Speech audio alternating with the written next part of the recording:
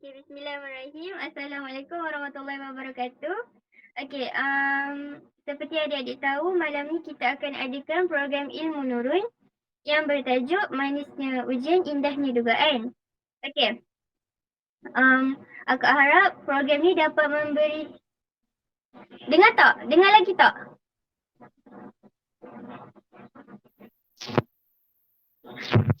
Jelas tak?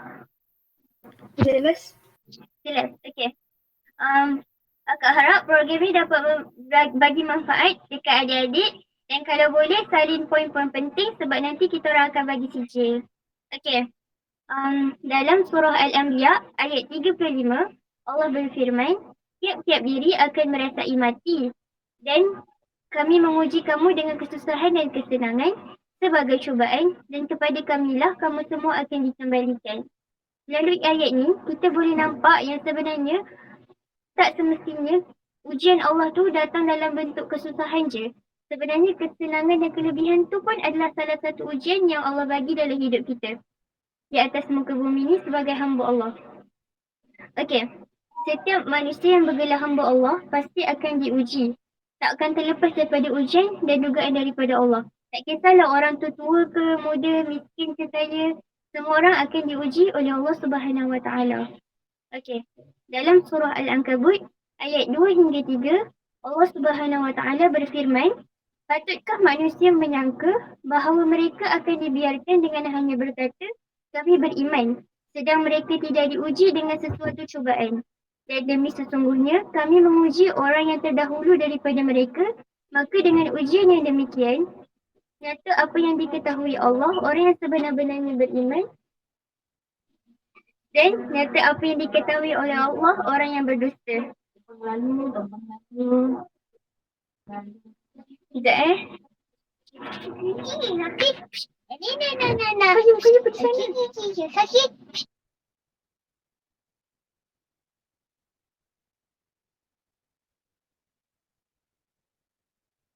Ya, minta maaf.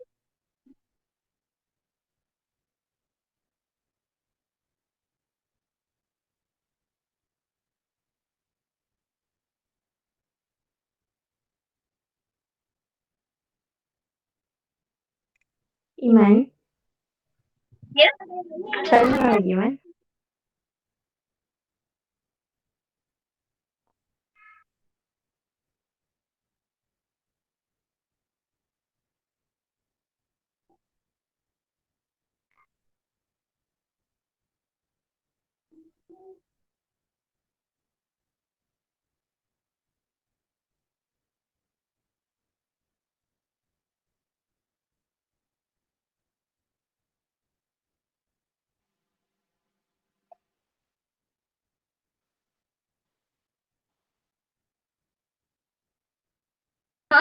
Minta maaf semua tadi ada problem sikit. Okey. Kita sambung tadi Okey. Daripada ayat yang Kak baca tadi tu, sebenarnya kita boleh nampak yang Allah sebenarnya nak uji kita ni sebab Allah nak bezakan dan Allah nak tengok sama ada hamba-hamba dia yang beriman ataupun hamba dia yang berdusta. Okey. Kemudian akak serahkan kepada Akish. Assalamualaikum warahmatullahi wabarakatuh. Baiklah, antara bentuk ujian daripada Allah Subhanahu Wa Taala adalah yang pertama, syaitan dan hawa nafsu. Syaitan dan hawa nafsu ni Allah berikan ujian kepada kita nak tengok tahap kekuatan iman kita. Syaitan ni, profil kita A sampai Z dia ada. Kekurangan kita semua dia tahu. Sebab itulah plan dia untuk hancurkan kita A sampai Z lah. Kalau plan A tak berjaya, maka diikuti dengan plan B. Sampailah Z. Sebab itulah kena hati-hati. Okey, baiklah. Poin yang kedua, penderitaan dan kesengsaraan hidup. Contohlah kan, macam sekarang ni musim banjir yang melanda kat kampung kita. Macam manalah orang kampung kita kan. Tapi sebenarnya bencana alam dan masalah yang Allah datangkan kepada kita adalah untuk menguji sejauh mana tahap kesabaran kita. Poin yang ketiga, kekayaan dan kemewahan hidup. Allah Subhanahu Wa Taala berikan kemewahan kepada hamba-Nya untuk menguji sejauh mana tahap kesyukuran mereka terhadap nikmat yang diperolehi. Sebab tu, tak semestinya kalau Allah bagi kita darjat tinggi di sisi manusia, Allah bagi lebih kat kita, tanda Allah sayang, dan tak semestinya Allah bagi kurang juga, tanda Allah benci kita. Allah bagi kesusahan ataupun kemewahan just sebab nak uji kita. Untuk poin yang keempat, pangkat, jawatan dan kedudukan. Pangkat jawatan yang Allah berikan untuk menguji hamba-Nya dengan tanggungjawab dan amanah serta kesabaran dalam menguruskan kehidupan seharian. Kalau dekat sekolah lah kan, kita akan teringat orang yang ada jawatan dekat mata kita. Contohnya macam kelas monitor, VP, bendahari dan macam-macam lagi. Tapi kan, bukan mereka saja yang ada tanggungjawab. Kita ni pun sebagai seorang penghafal Al-Quran, sebagai seorang anak, sebagai seorang pelajar, kita juga ada tanggungjawab masing-masing. Dan kita akan diuji dengan kesusahan yang membuatkan iman kita lemah, semangat kita lemah. Contohlah kan, mungkin kat sekolah dah 3 hari tak ada modal. Lepas tu kena berdiri dekat langsir. Malu. Tapi sebenarnya kawan-kawan, Allah turunkan ujian ni untuk tengok sejauh mana ketulusan hati kita dan sejauh mana kesabaran kita dalam menguruskan kehidupan seharian kita. Untuk poin yang kelima, ketakutan yang berlebihan. Satu di antara ujian Allah Subhanahu Wa Taala kepada manusia adalah dengan diberinya rasa takut. Dan kadang-kadang rasa takut ni dapat berikan kesan negatif kat kita. Bila kita mula rasa takut, kita akan cemas. Kemudian kita mula rasa sedih dan down. Tapi kawan-kawan, sebenarnya dengan kesedihan tu, Allah Subhanahu Wa Taala nak bagi hint dekat kita yang kita ada dia. Dia sentiasa mendengarkan rintihan kita. Sebab tu Allah kata dalam Al-Quran, Ala bizikrillahi tatma'innul qulub. Hanya dengan mengingati Allah, hati akan menjadi tenang. Untuk poin yang terakhir, ahli keluarga dan teman. Bila sebut tentang ahli keluarga dan teman ni lah kan, kita akan teringat yang mereka ni orang yang selalu support kita. Orang yang selalu bagi semangat kat kita. Tapi kadang-kadang mereka ni juga ada kekurangan. Diorang tak selalu available.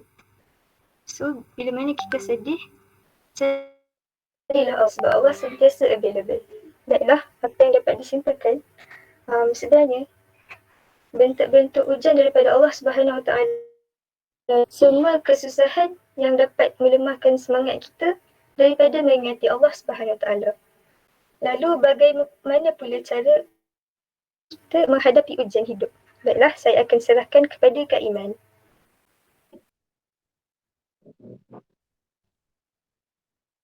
Okay, Balkish. Okay, sekarang akak akan terangkan tentang cara untuk menghadapi ujian hidup. Okay, cara untuk menghadapi ujian hidup ada 2 kunci utama, iaitu yang pertama ialah kesabaran kita. Ya, kesabaran kita dan diikuti dengan keyakinan kita terhadap Allah Subhanahu Wa Taala. Okay. Yang pertama ialah kita kena sentiasa yakin bahawa ujian Allah itu adalah cara Allah menyatakan cinta dia kepada hamba-Nya. Allah bagi kita ujian sekarang sebab Allah nak lebih mendewasakan kita, sebab Allah nak lebih matangkan kita pada masa akan datang. Kalau Allah tak bagi ujian dekat kita sekarang, mungkin pada masa akan datang kita akan jadi lagi teruk dan kita tak akan sedar sampai ke turun. Dan sebab tu Allah bagi kita ujian, Allah nak kita jadi yang lebih baik. Sebab apa? Sebab Allah sayang kita. Okey. Keyakinan kita yang kedua ialah kita kena sentiasa yakin bahawa semakin besar dugaan Allah Subhanahu Wa Taala, semakin banyak pahala yang kita akan dapat. Anas radhiyallahu anhu berkata, Nabi SAW bersabda, sesungguhnya besarnya pahala itu tergantung pada besarnya cubaan. Sesungguhnya apabila Allah Ta'ala itu mencintai sesuatu kaum, maka dia mengujinya. Barang siapa yang rela menerimanya, dia akan mendapat keredaan Allah, dan barang siapa yang murka, maka dia pun mendapat kemurkaan Allah. Hadis riwayat Tirmizi. Okey. Kita kena yakin bahawa setiap ujian yang Allah bagi tu ada semakin sebanyak mana ujian Allah bagi tu, semakin besarlah pahala yang kita dapat untuk saham ke akhirat kita nanti. Keyakinan yang ketiga ialah kita kena yakin bahawa ujian yang Allah bagi itu adalah menghapus dosa-dosa kita pada masa lalu.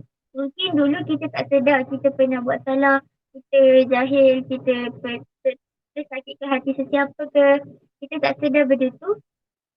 Dan Allah bagi ujian untuk kita hapuskan dosa-dosa kita yang lepas.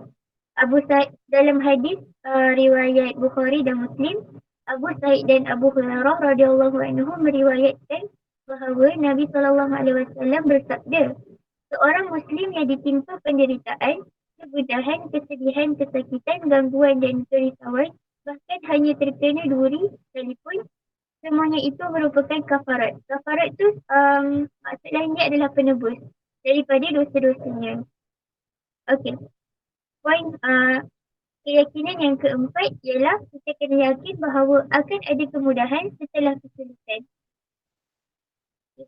Dalam surah Al-Insyirah ayat ke-5, Allah disebutkan فَإِنَّ مَعَ الْعُسْرِ يُسْرًا, kerana sesungguhnya sesudah kesulitan itu ada kemudahan. Kita kena yakin selepas ujian yang Allah bagi tu akan ada hikmah, akan ada kemudahan yang Allah sediakan untuk kita. Sebab dalam Quran sendiri pun Allah dah janjikan yang akan ada hikmah selepas ujian ditimpa. Ujian yang kita timpa. Ujian yang ditimpa kita. Okey. Daripada ayat ni kita boleh nampak yang sebenarnya Allah sayang kita, sebab tu mungkin kita Allah sayang. Okey. Daripada ayat ni kita akan sedar bahawa contohnya macam kalau kita ditimpa ujian kan, oh tak apa, aku ditimpa ujian sebab mungkin ada hikmah yang Allah nak datangkan kepada aku selepas ni. Okay. Keyakinan yang kelima, kita kena yakin bahawa kita mampu untuk menghadapi ujian hidup. Dalam surah Al-Baqarah ayat 286, Allah berfirman, La yukallifullahu nafsan illa wus'aha. Allah tidak membebani seorang melainkan sesuai dengan kesanggupannya. Allah pun dah berjanji dalam Al-Quran, Allah uji kita setakat mana yang kita mampu. So, kita tak akan diuji kalau kita tak mampu hadapi ujian tu. Okay. Bila kita dah ada kelima-lima keyakinan ni, lepas tu barulah kita kena sentiasa berfikiran positif terhadap apa yang menimpa kita. Berfikiran positif ni dia boleh relate dengan kita kena sentiasa bersangka baik dengan apa yang Allah bagi dekat kita. Okay. Kat sini akan nak bagi dua situasi. Situasi yang pertama ialah mereka yang negatif. Mereka negatif ni dia akan bila Allah turunkan ujian dekat dia, dia akan fikir, kenapa Allah tak adil? Kenapa Allah bagi ujian yang aku tak mampu? Dia akan fikir macam tu dan akhirnya depression dan bunuh diri. Selalunya orang yang negatif ni iman dia tak kuat. Dan cara untuk menguatkan iman adalah sentiasa beribadah kepada Allah. Okay. Dan situasi yang kedua ialah orang yang positif. Orang yang positif ni mula-mula dia akan fikir, kenapa ujian aku lagi berat daripada orang lain?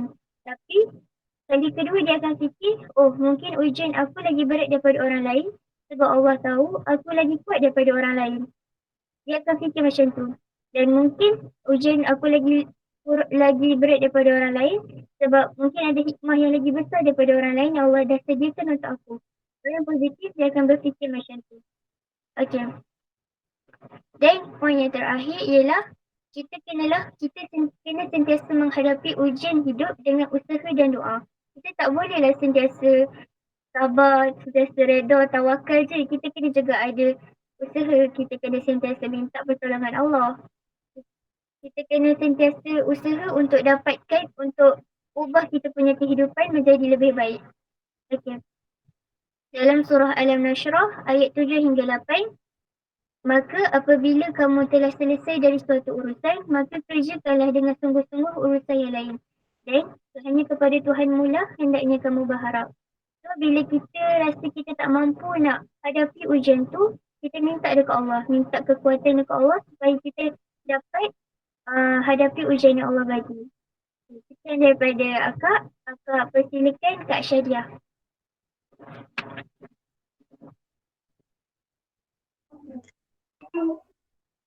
Alright, bismillahirrahmanirrahim. So kita dah sampai poin yang terakhir ataupun part yang terakhir. adalah hikmah pada ujian Allah tu sendiri.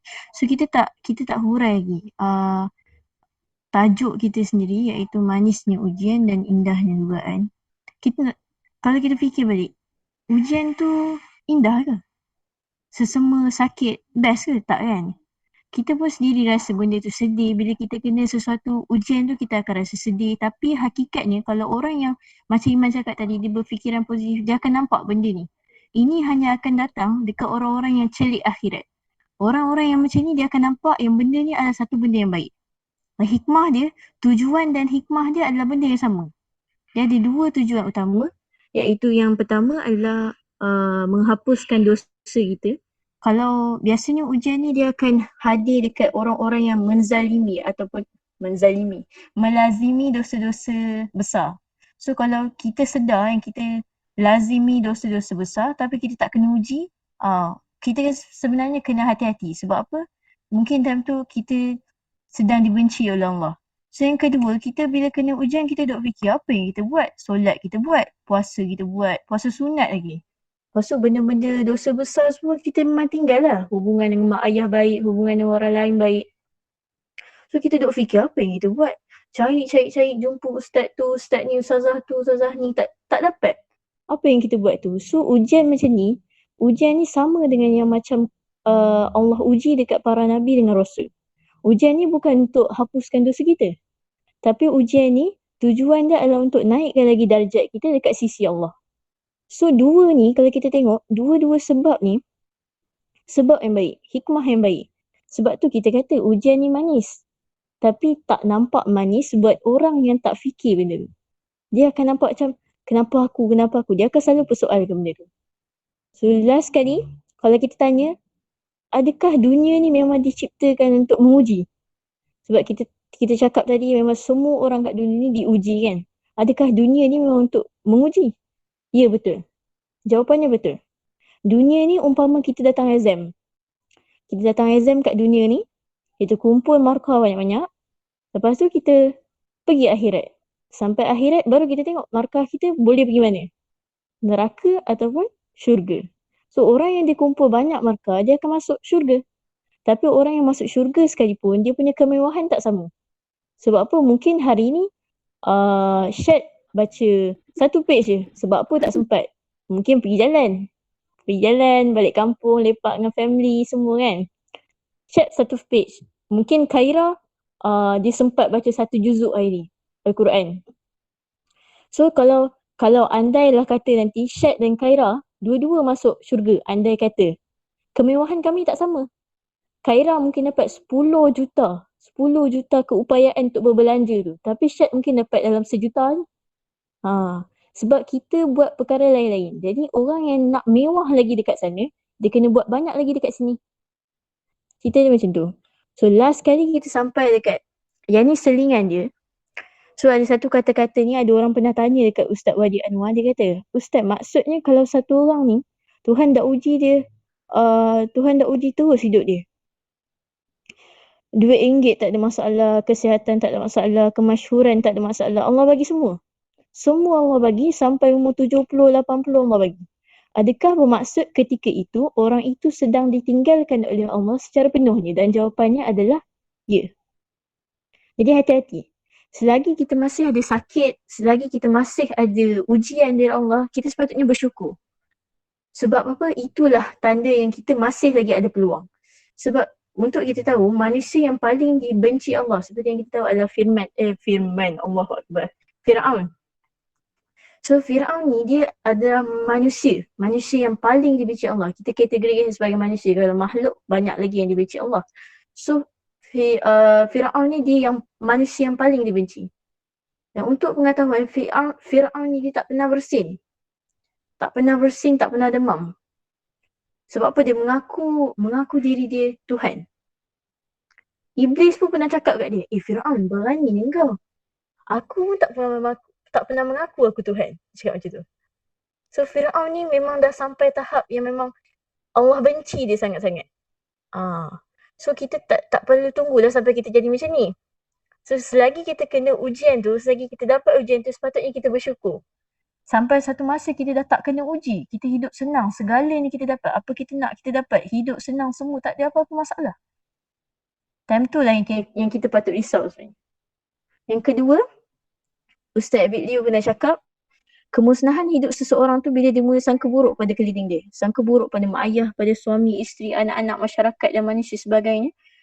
Dan tahu tak, kemuncak kemusnahan hidup seseorang itu bila adalah bila dia mula sangka buruk pada Tuhan, iaitu Allah SWT. So kalau untuk orang yang dia mengambil ujian itu sebagai satu benda yang baik, dia adalah orang yang bersangka baik pada Tuhan.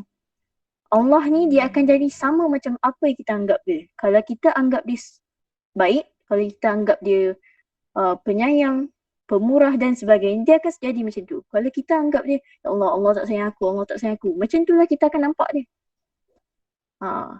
Itu umpama dia. So kalau kita jadi apa-apa dalam hidup kita, relax. Memang mula-mula susah. Kadang-kadang kita memang macam serabut. Lepas satu minggu ni, hari ni punya ujian tak habis lagi. Sambung ujian minggu depan pula. Dia bertindih-tindih. Tapi itu hakikat dia. Sebab dunia memang ujian. Dunia bersamaan dengan kesusahan. Itu saja untuk slide kita hari ini. Pendek je. Tapi semoga bermanfaat dan kami minta maaf sebab ambil masa sedikit dalam 30 minit. Dan semoga semua sihat dekat rumah, jaga diri masing-masing, jaga diri keluarga, eratkan hubungan selagi kita masih ada kat rumah. Sebelum kita dah kena mula balik hidup kita sebagai seorang pelajar.